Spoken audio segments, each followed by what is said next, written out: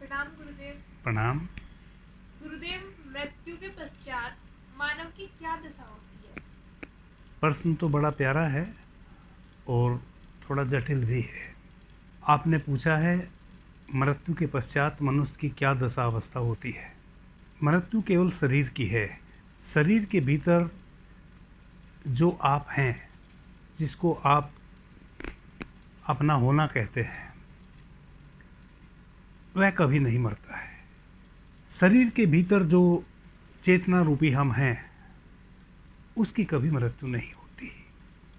वह अजन्मा है, वह मरण धर्मा नहीं है, वह है अमृत। हम अमृत कहते हैं उसको जो मृत्यु के पार है, जिसका ना कभी जन्म होता है ना कभी उसकी मृत्यु होती है, उसको हम कहते हैं अमृत। उसको कहते हैं हम अजन्मा।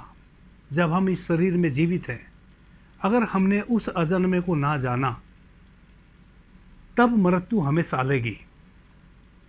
तब जो मृत्यु के पश्चात हमारी अवस्था होगी वह बिल्कुल ही दूसरी होगी।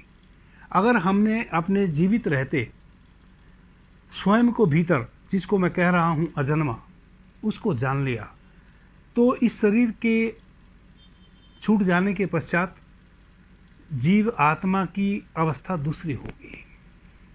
जैसे उदाहरणार्थ, इस जगत में जितने भी प्राणी हैं, जितने भी जीव हैं, यहाँ तक कि पेड़ पौधा भी, चूँकि हम बहुत उथले उथले जीते हैं, हमें पेड़ पौधों की संवेदनाओं का पता नहीं चलता है। वरना तो जब हम किसी पेड़ पौधे को काटने जाते हैं, उसको मिटाने जाते हैं, वह भी अपनी संवेदना प्रकट करता है, यानी कि वह भी अपने बचाव का उपाय खोजता है कि आप उसको ना काट सकें। उसके भीतर केवल पृथ्वी, जल और वायु, तीन चीज विद्यमान हैं। अग्नि और आकाश उसके भीतर विद्यमान नहीं है। इसलिए वह पौधा अपनी सुरक्षा आपसे नहीं कर पाता है, आप उसको काट देते हैं। लेकिन अगर आप सूक्ष्मता से उसमें प्रवेश करें, सूक्ष्मता से उसका अन्वेषण करें, तो आप पाएंगे कि पौधा भी जब आप उसको काटने चलते हैं, वह भी अपने बचाव का उपाय खोजता है। उसकी भी देह सिहर जाती है, यानी कि उसकी भी जो डालियां हैं, उसके भी जो कोमल कोमल पत्ते हैं, वह भी सिकुड़ जाते हैं। जब किसी की भी हत्या होने की स्थिति बनती है तो कब जाता है। एक चींटी को भी जब आप पकड़ने चलते हैं, तो वह भी अपना जीवन बचाने के उद्देश्य से या तो आपको काट लेती है आगे बढ़ के, नहीं तो वो भागने की कोशिश करती है। आपने देखा होगा जितने भी प्राणी हैं, कोई भी मरना नहीं चाहता है। यह जो मरना नहीं चाहता है जीव आत्मा, उसमें मनुष्य भी एक है।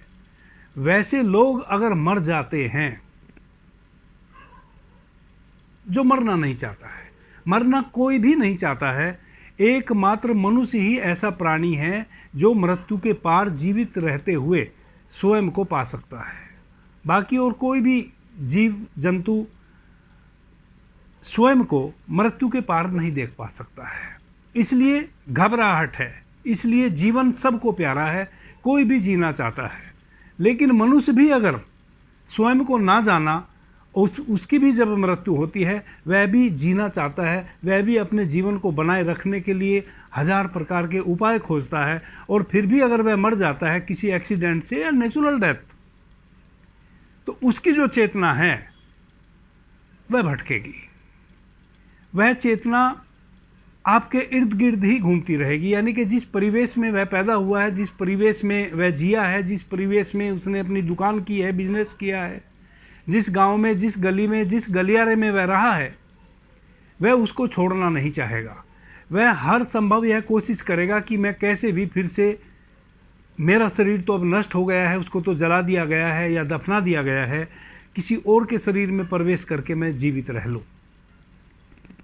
तो उस चेतना की अवस्था तो वैसी रहेगी। लेकिन अगर किसी ने अपने जीवित रहते हुए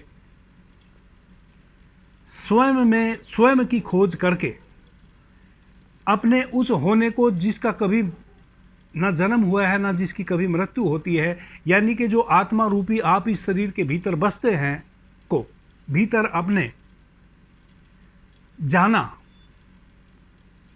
उसका कोई भय मृत्यु के प्रति नहीं रह जाता है।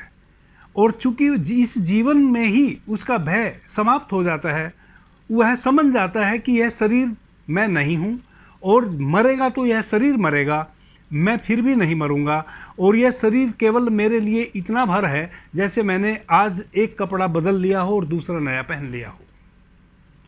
जिसने अपनी चेतना में प्रवेश किया, जिसने भी अपने होने को जान लिया, उसने यह भी जान लिया कि मेरी मृत्यु नहीं होनी है।